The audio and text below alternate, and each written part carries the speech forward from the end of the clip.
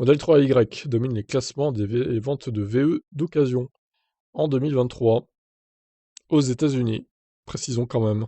IC Cars a déclaré que le modèle 3 était le véhicule électrique d'occasion le plus populaire aux États-Unis pour la deuxième année consécutive, tandis que le modèle Y a poursuivi sa deuxième place en 2022 avec une place identique. Le modèle 3 représentait 34,9% des ventes totales de VE d'occasion de 1 à 5 ans pour 2023, tandis que le modèle Y représentait 11,9% des ventes. Après, le modèle Y est plus récent aussi.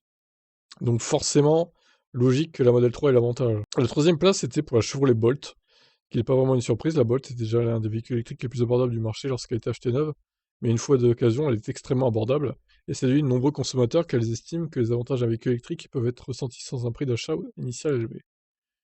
La Model S est cinquième quand même, derrière la Bolt et la Leaf, avec 5,6%, la Model X était sixième, 5,5%.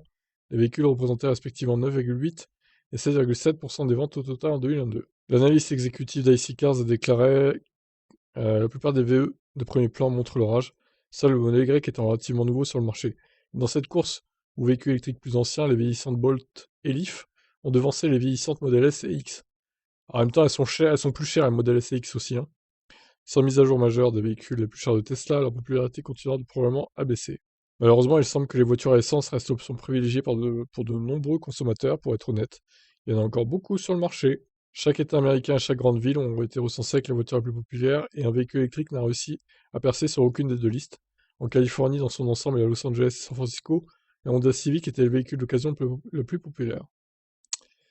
Ouais, bah c'est ce que, comme je disais, par rapport à l'Australie et les États-Unis, c'est conservateur quand même, ils sont très à fond pétrole.